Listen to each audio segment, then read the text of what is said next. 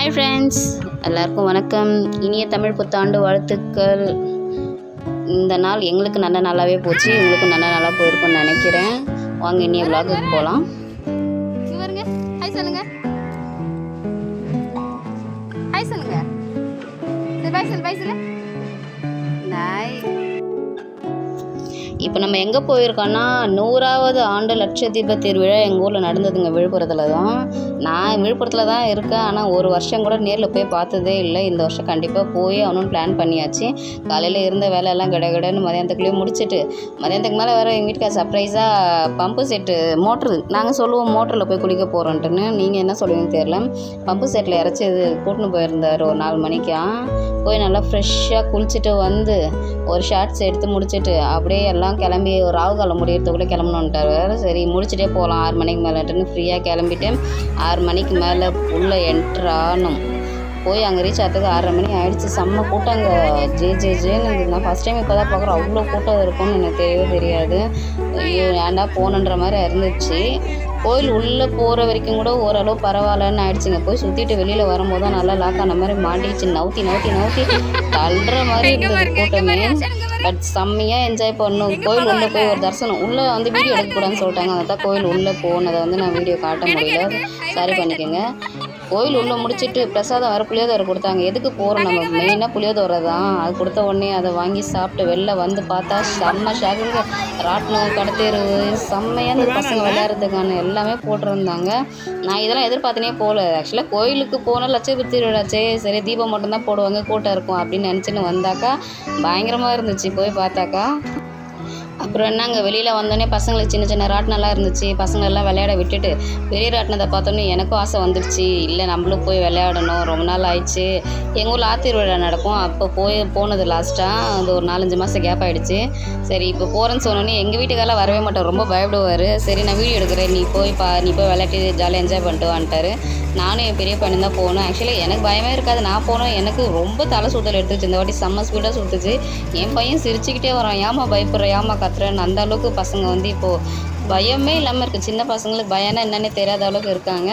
எல்லாம் முடிச்சுட்டு கீழே வரும்போது அந்த புகை விட்டுற சாக்லேட் வேறு இருந்தது. அதை பார்த்தது ஆசையாக இருந்துச்சு. எல்லாம் புகை விட்டு இருந்தாங்கன்ட்டு நானும் பசங்க ஹஸ்பண்ட் எல்லாம் ட்ரை பண்ணி பார்த்தோம். 10 ரூபா தான், நல்லா இருந்துச்சு. ஆனால் அது ட்ரை பண்ணது போகிறவங்கலாம் நம்மளை பார்க்கும்போது ஒரு மாதிரி இருந்துச்சு. எல்லாம் விளையாடிட்டு முடிச்சுட்டு சுற்றி சரௌண்டிங்காக ஃபுல்லாக வீடியோ கவர் பண்ணார், என்னென்ன இருக்குது எப்படி இருக்குதுன்னு.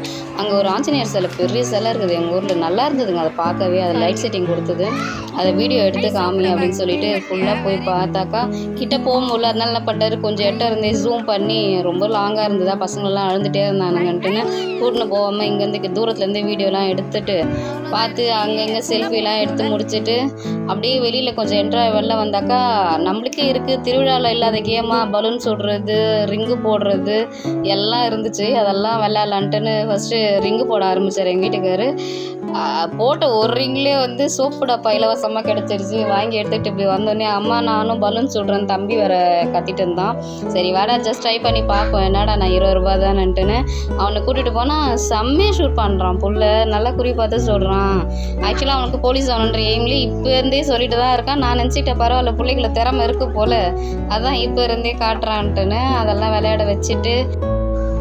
இவ்வளோ கூட்டம் இருக்கும்லாம் தெரியவே தெரியாதுங்க. போய் வகத்தொகை இல்லாமல் மாட்டின மாதிரி ஆகிடுச்சு. எங்கே ஒரு செப்பலை விட்டுட்டு 1 hour தேடினார் போய், அப்போ கூட கிடைக்கவே இல்லை. என் பையன் மட்டும் தான் கிடச்சிது, எங்களதெல்லாம் கிடைக்கவே இல்லை. சரி விட்டுட்டு வந்துட்டோம். சரி கோயிலில் செப்பல் விட்டுட்டு வந்தாக்கா சொல்லுவாங்க இல்லையா, தரித்திரம் இதோட தொலைஞ்சி போச்சு, விட்டுட்டு போயிடலாம், எல்லாம் சரியாயிடும்னு சொல்லுவாங்க, செருப்பு தொலைஞ்சிடுச்சுன்னா. சரி அப்படின்னு நினச்சின்னு மனசை தேத்தி புதுசுங்க அப்படியே வந்துட்டோம். அப்படியே வர வழியில் ஆரம்பிச்சிட்டானுங்க. அங்கே என்ட்ரன்ஸ்லேயே ஆரம்பித்தானுங்க. வரும்போதே அப்பா எனக்கு கார் வாங்கி கொடு, எனக்கு பைக் வாங்கி கொடு, எனக்கு சொப்பு ஜாமான் வாங்கி கொடுன்னு. சரி வாடா கோயிலுக்கு போயிட்டு ரிட்டன் வரும்போது வாங்கி தரேன்னு சொல்லி ஏமாற்றி வந்தால் அப்போ கூட விடவே இல்லை, அழுவ ஆரம்பிச்சிட்டானுங்க 2 பேர். வாங்கி கொடுத்தே ஆகணுன்ட்டுன்னு வாங்கி கொடுத்து கூட்டுன்னு வந்து வீட்டில் விட்டதுக்கு மணி 10 ஆயிடுச்சுங்க. இது நுங்கு ஆக்சுவலாக வந்து சனிக்கிழமை வெட்டின நுங்கு உங்கள்கிட்ட காட்டணும்னு நினச்சிட்டே இருந்தேன், போட முடியல அந்த விலாகில்.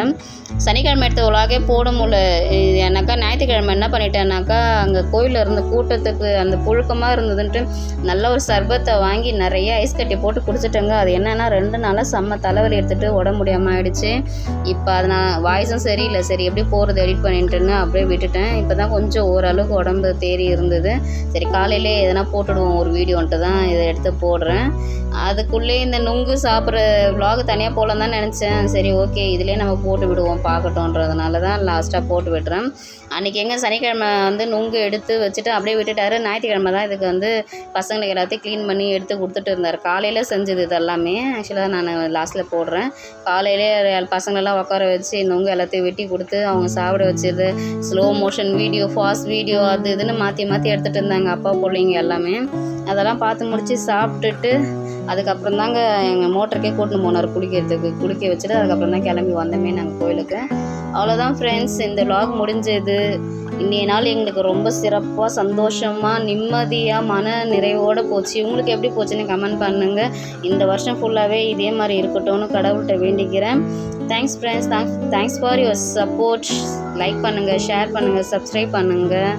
முடிஞ்ச அளவுக்கு சப்போர்ட் பண்ணுங்கள் ஃப்ரெண்ட்ஸ். நன்றி, வணக்கம்.